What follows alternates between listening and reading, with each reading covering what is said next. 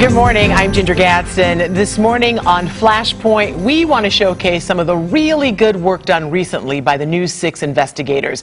Now, Mike Holfeld, Eryka Washington, and Mike DeForest join me now on set. Louis Bolden will be here a little bit later on in the program, so thank you all for being here. Mike, we're going to start with you. 2015 will be known as the year when people's anxiety with police boiled over. Several police shootings sparked rallies in the streets demanding accountability, but you found out those protests may have unintended consequences. Well, there's no question. Hi, everyone. You know, the wrongs of a few may be putting the lives of our police officers and sheriff's deputies in danger.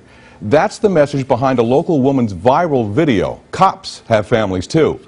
You may not think we have that hatred of police in Central Florida, but guess what? I saw it firsthand not long ago. Thursday, October 1st. Seminole County Sheriff's deputies pursuing a suspected thief in connection with a string of home burglaries. Watch. Shot on the ground. Cop bleeding out right here. The suspect darts from his car and opens fire. A deputy is hit, shot in the line of duty. A witness at the scene offers a cold reaction, never before broadcast, until now. At least it was a cop and not like a real human being that got killed. The hateful comments is what's got law enforcement concerned. Orange County's former top cop Kevin Berry is just back from training counterterrorism, narcotics, and security teams in Afghanistan. Berry says incidents of police-suspect confrontations caught on video have ignited a level of blind hate that places every cop at risk. I've got two sons in law enforcement now, one in South Carolina and one here in Florida. And I pray for them every day. I should not expect that when my husband walks out the door, he's going to die. Jackie Perry lives every day on edge. Her emotional Facebook video post has already reached 4.2 million people. An FHP trooper's wife, afraid her husband will be the next casualty of the new anti-cop attitude. My father passed when I was 4. And so I've gone my entire life without a father. And I will not let that happen to my children. Along OBT near Apopka, a gun shop sign reads, "Cops' lives matter." The owner is a former sergeant with Orange County Sheriff's Office. The bad guys tend to focus on the fact that it's a uniform and not an individual, not a human being. You have to be upfront and honest and tell the public immediately what happened. Berry says police agencies need to tell the whole truth behind video clips right away. And I think that's what happened with the Michael Brown situation in Ferguson. We weren't getting the whole story? We weren't getting the whole story, and that was part of law enforcement's fault. Maybe this entire country needs a old-fashioned look in the mirror. How do we get along and deal with our problems without killing each other? There's always a fear of retaliation. There's always a fear that something bad is going to happen, and so families feel this way, but nobody wants to talk about it. Now, I checked in with Jackie a few days ago. Her site now has 7.8 million hits and more than 200,000 shares. So clearly her message has struck a chord, but no one argues. Cops crossing the line need to be held accountable, and that communities definitely need to heal. Wow, that is just stunning information, and hearing what we heard for the first time in that story, just really eye-opening. It's a different perspective, it really is, yeah. But a lot of those cops did cross the line, and they have to be held accountable. All right, thank you, Mike. My pleasure. Now, Eryka, you join us now, and you have a story that a lot of us just thought at first we couldn't do anything about, and it was just a hopeless situation. Absolutely, Ginger. I can tell you that nightmare neighbors are everywhere. You know who they are. They're the people who don't keep up their property, make too much noise, and sometimes even worse. Now, you don't have to live through that nightmare anymore. You can do something about them and remain anonymous. It's an eyesore. That's how Dan Beach describes his next-door neighbor's home. Old AC units, furniture, junk, and piles of debris litter the property. I spend a lot of time with my property, and I like to keep it up, and then to have a property that's next door that looks crummy, it's really, really hard. And have you tried to talk to your neighbors? Of course. This is where Orange County Code Enforcement can step in. Chief Officer Bob Spivey recommends calling 311 to report any concerns. Most of our complaints involve junk vehicles, overgrown lots, and could be substandard housing and zoning. Within 24 hours, your complaint is investigated by a code enforcement officer. Homeowners in violation are notified and must comply or pay a fine. If they don't, they can get fined daily up to $200 or $1,000 for a repeat offense and have a lien placed on their home. We visited this home in Orlando that's on code enforcement's violation list. Overflowing trash cans, stacked coolers, and debris cover the entire front porch. Do you feel like maybe that you should clean up your yard, or what do you feel? Well, I usually keep it pretty clean, but I work. It's a little messy right now, sir. Yes, it is. Can you understand your neighbor's concerns, though? Yeah. So code enforcement did let you know? Yeah. Mm-hmm. So are you going to clean up? Yeah. Even upscale neighborhoods like Keens Point, where most properties are immaculate. Well, this house is cited for trash, junk, and debris. Neighbors can call 311 and report their concerns anonymously. Some of the neighbors had complained about code violations, so we wanted to come to you and ask you, did you have any response? The homeowner had nothing to say. Most of the calls are not people that really are mean-spirited or trying to retaliate. They're asking for help. They see that something they feel is wrong. What's wrong with this home? Code enforcement marked it as an unsafe structure. That's a violation. This man who lives in the mobile home had few words for me. You're here to sell the house, right? And you're standing in front of the house, no, sir. No, I'm not either. Yes, you are. To avoid conflict, you can take a photo of a violation and send it to code enforcement anonymously through their app called OCFL 311. For Brian Rogers, it's not about uncut grass or aesthetics. There's literally 30, 40, 50 cars on any given night. His nightmare is what he calls shady activity next door. We really started seeing a lot of high traffic going in and out, all hours of the night. It's gotten so bad, Brian has contemplated moving to get away from his neighbor. And I've been out there, I've taken down license plate numbers, which is probably going to get me shot one of these days. Now, no one wants anyone getting hurt trying to get rid of a nightmare neighbor. You can call 911 when you see something criminal. As for those code violations, call 311. And you can tell someone that's what's happening and keep your name out of it. Now, since this report aired, Ginger, I am glad to say that Brian's neighbor has been arrested and no longer lives next door. So he is It is a scary situation, especially if they know you reported them and it's right next door. You have to live there. Yeah. All right. Good information, Eryka. Thank you. All right. Investigator Mike DeForest joins us now. And you have arguably one of the highlights for me, the vacuum cleaner salesperson. That story had all of us scratching our heads and cheering by the end of it. And it goes to show we never know what we're going to get when we pick up the phone in the newsroom back there. This story all started when a man gave us a call. He said he wanted us to investigate a door-to-door salesman that he says was taking advantage of his grandmother. Hey, Chris, is it? Hey, I'm Mike with News 6. I want to talk to you about the vacuum cleaner you sold Ann Wood. Door-to-door salesman Chris DeGennaro was apparently not in the mood to tell us the benefits of owning a rainbow vacuum. This elderly woman says he sold her one to clean her very small and very cramped mobile home. The price, more than $3,000. Can you afford that? Huh? Can you afford that? No. Ann Wood has such poor hearing, I had to yell when asking her about this agreement, which shows she financed the vacuum over 2 years at a nearly 22% interest rate. What did you sign? Apparently the contracts for buying it, I don't know. You don't know what you signed? No. Wood says she got confused when another salesman barged into her back bedroom and took away her old vacuum. I just felt like, you know, I was kind of dumb or something. You know, why didn't I yell at him, you know, and say, hey, you can't do that? But the fact that he just took my old vacuum and then walked out the door and left this one. And I thought, well, if I didn't buy this one, I wouldn't have a vacuum. I assume you're an honest businessman. Why aren't you telling me about it? DeGennaro is an independent contractor for Dynamic Air Distributors. The state has received several complaints from customers accusing their salesmen of using deceptive and predatory practices to target seniors, including one man suffering Alzheimer's and dementia. Hey, Jamie. The company's registered agent, Jamie Griffith, whose Facebook page describes her as an entrepreneur, did not return numerous calls. And their Orlando office was always closed when we stopped by. However, early one morning, we saw salesmen here loading their truck. So we followed them to this low-income community in Polk County where homes are worth as little as $8,000. That's where we found DeGennaro peddling high-end vacuums like the one he sold Ann Wood. Do you know Ann? I'm not sure. Why would you sell a $3,000 vacuum cleaner to a nearly 80-year-old woman who lives in that tiny mobile home? Are you an honest businessman? Less than 2 hours after they sped off, someone left this rusty, dirty vacuum at Wood's house with a note claiming it was her old one, except it wasn't. The company no longer had it, she was told.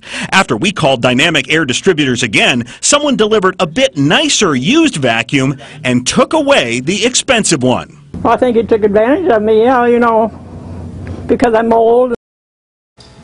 Now, after News 6 got involved, Dynamic Air Distributors apparently canceled Wood's contract, but others have not been so lucky. Earlier this year, the company sued an 81-year-old woman who wanted to return her vacuum. The woman's daughter ended up settling the case for $700 just to make it go away. Thank goodness you answered the phone that day. Mike, isn't there a law in Florida against exploiting the elderly, though? There is, but state officials tell me that generally applies to family members, not door-to-door salespeople. However, those salesmen must have a permit when they go door-to-door. We checked, and before this story originally aired, Chris DeGennaro did not have the permits in the counties we know he was working. That's a possible misdemeanor. Well, you definitely got results for a lot of people in that story. Thank you, Mike. All right, you stay right there, and Eryka, you stay where you are. Mike Holfeld, thank you so much for joining us on Flashpoint this morning. Next, investigator Louis Bolden joins us with his very interesting story on hypnosis. Can going under help you face your fears or even help you stop smoking? See for yourself. I'm Ginger Gadsden, and this is Flashpoint on News 6.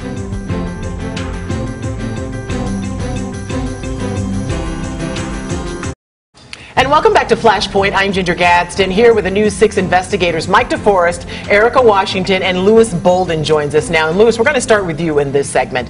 I remember how much we talked about this case when it happened. The Sarasota County School District had to pay $600,000 to settle a lawsuit filed by 3 families who claimed a principal hypnotized their kids. And that story really got you thinking. You know what, Ginger, it did, because I started to wonder whether those students who were hypnotized were ever in any danger. Now, that's hard to know, but I got to see the effects of hypnosis in person and came away with a better appreciation of the potential pluses and minuses. Take a look. He is known as the incredible hypnotist. So I need to see the people with the fun personalities. Richard Barker has entertained thousands of people with his hypnosis stage show. From an arena full of UCF students to television audiences like The Late Late Show with James Corden. Each and every one of you look and focus, each and every one, and sleep! But Barker says hypnosis can also be used for practical purposes, like pain management, weight loss, and managing fears and phobias. My experience of 20 years of hypnosis is everything I've seen and all the evidence been presented to me has been positive. News 6 producer Ashley Coran wanted to try hypnosis to stop smoking. I mean, I've tried here and there, like I quit for a month, not even, maybe a month, but I started it again. Barker started by having Ashley stare at a fixed object, then opening and closing her eyes. Once she was hypnotized, then came the commands about smoking. If you're foolish enough to ever smoke again, your subconscious mind will come back to haunt you. He could bring her in and out on command. 1, 2, 3 eyes open, fully alert, and just sleep, just close your eyes. And at one point even made her crush her cigarettes. Quickly, get rid of them all the way down. In all, it was about a 45-minute session. In a second, on 5 eyes open, fully alert and wide awake. Welcome back. That was so weird. Welcome back. He also hypnotized News 6 reporter Johnny Fernandez. 1, 2, 3, breathe in. To help with his fear of cats. This is Johnny before, and this is Johnny after. Anything that's powerful enough to help can also harm. Dr. Alan Keck is a licensed psychologist who believes you should only allow someone with a medical background to hypnotize you. He says people can have latent mental health issues that could be triggered by hypnosis. You can say the wrong thing to the wrong person at the wrong time and